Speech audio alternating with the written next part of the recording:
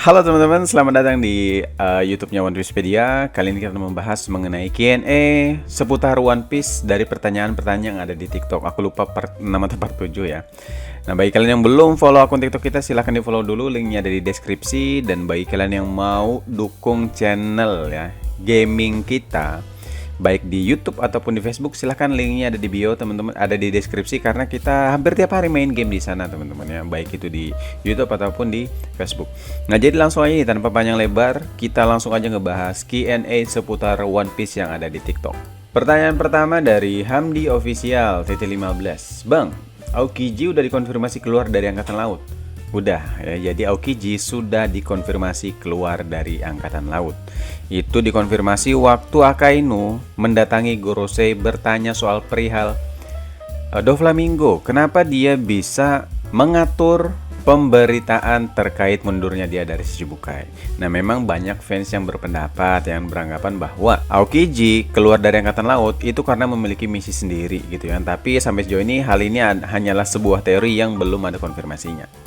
Tapi kalau berbicara fakta, ya, untuk informasi sampai saat ini adalah bahwa memang Aokiji sudah keluar dari Angkatan Laut. Kemudian ini ada pertanyaan menarik, tapi namanya nggak kelihatan ya. Apakah buaya iblis tipologia nggak bisa awakening? Nah, sampai sejauh ini belum ada satupun logia yang dikonfirmasi sudah awaken. Nah, kemungkinan besar semua buah iblis itu bisa awaken. Hanya saja untuk logia mungkin saja bisa awaken, tapi sampai sejauh ini tuh belum ada satupun yang dikonfirmasi.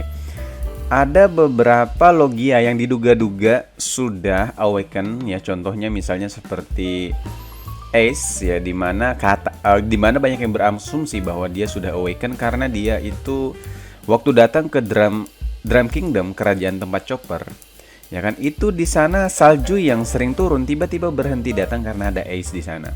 Kemudian ada juga yang berasumsi bahwa Akainu dan Aokiji juga sudah mengawaken kekuatan buah iblisnya, di mana akibat pertempuran mereka itu Panghazard itu cuacanya berubah, ada yang panas ada yang dingin gitu ya kan. Jadi ada yang beranggapan bahwa ini mereka itu sudah awaken, tapi untuk konfirmasi sungguhannya itu masih belum ada di dalam cerita. Jadi sampai sejauh ini cuma asumsi aja yang mungkin aja bisa benar, atau malah mungkin Oda mungkin akan menampilkan informasi yang lain.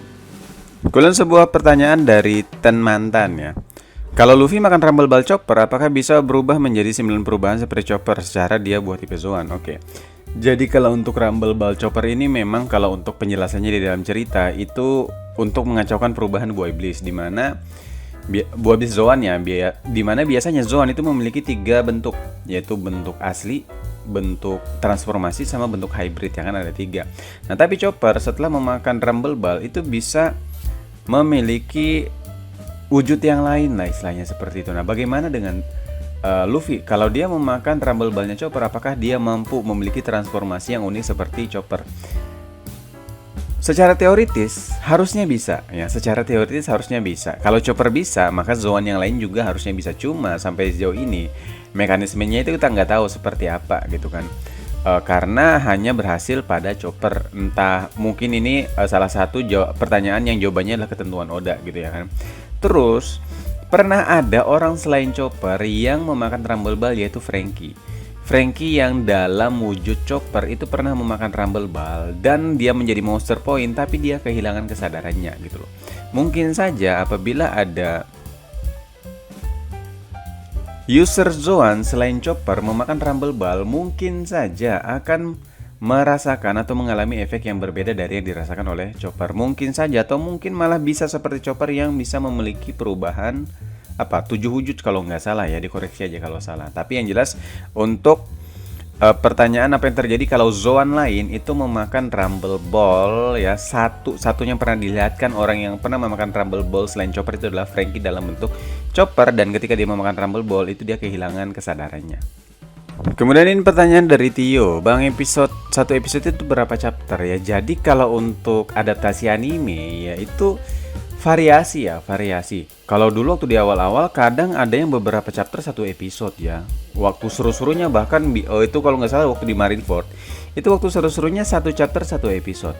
Nah, untuk belakangan ini karena takut mengejar dengan chapter ya, chapter di versi komiknya itu sekarang bahkan ada yang 8 halaman itu diadaptasi jadi satu episode anime. Jadi kalau ketentuan apa sih istilahnya, satu episode itu berapa chapter, itu nggak ada ketentuannya cuy. Variasi tergantung pihak studio yang menggarap manga tersebut. Kemudian ini komentar dari Wijen. Berarti simpelnya gini ya bang, buah Mythical Zoan itu udah pasti punya ability khusus tertentu. Sepertinya demikian ya, karena sejauh ini memang yang diperlihatkan di dalam cerita itu beberapa user Mythical Zoan itu selain mampu bertransformasi bisa memiliki kemampuan khusus. Misalnya seperti Marco, selain dia bertransformasi menjadi Phoenix, dia juga bisa memiliki kekuatan api regenerasi, dan dia juga memiliki atribut alam. Jadi kalau misalnya kayak dalam bentuk Phoenix ya, jadi kalau misalnya kayak bentuk Phoenixnya dipotong, dia pernah dipotong oleh King sayapnya, tapi kemudian tumbuh lagi gitu loh. Atau mungkin seperti Kaido selain bertransformasi menjadi Seryu juga memiliki kekuatan serangan yang berhubungan dengan elemen-elemen seperti Bolo Bread kan api tuh. Dia juga memiliki serangan yang berhubungan dengan angin, juga memiliki serangan yang ada halilintarnya lah istilahnya seperti itu. Dan Luffy sendiri nih, selain bertransformasi menjadi Nika, itu tubuhnya mendapatkan properti karet. Jadi gitu memang kalau untuk Mythical Zoan. Untuk Mythical Zoan itu selain bertransformasi juga biasanya memiliki kemampuan khusus selain bertransformasi. Jadi kadang ada yang bilang kalau Mythical Zoan itu ya Zoan Paramecia ataupun Zoan Logia. Ya mungkin nggak sepenuhnya salah juga sih kalau ada yang kayak gini, karena memang yang terlihat seperti itu gitu loh. Kemudian ada pertanyaan dari Sleepy Jason. Bang, katanya Boy Iblis Luffy kan bukan Gomu Gomu no Mi, tapi Hito Hito no Mi model Nika. Berarti kekuatan Gomu Gomu no Mi kayak gimana bang? Oke, jadi ini yang masih juga cukup membuat banyak orang bingung. Jadi memang kan di chapter 1044 dikonfirmasi bahwa Gomu Gomu Luffy itu memiliki nama lain, yaitu Hito Hito no Mi model Nika, di mana nama ini adalah nama yang coba disembunyikan oleh pihak pemerintahan dunia gitu ya kan.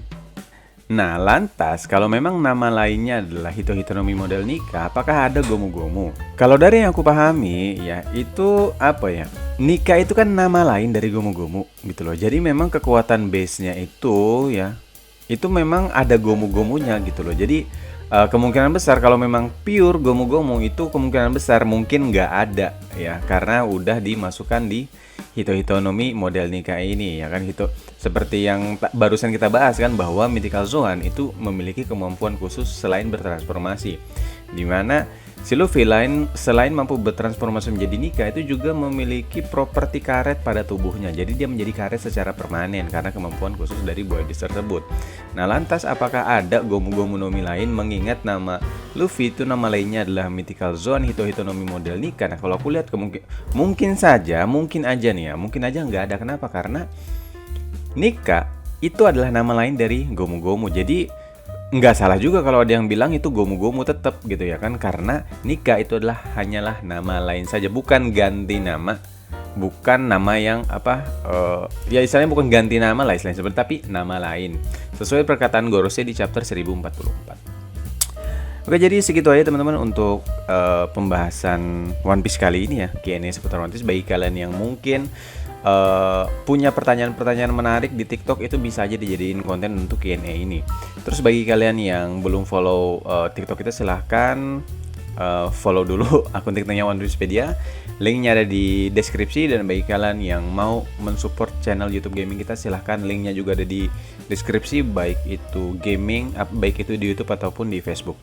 Segitu aja teman-teman, see you on the next live stream. Dadah.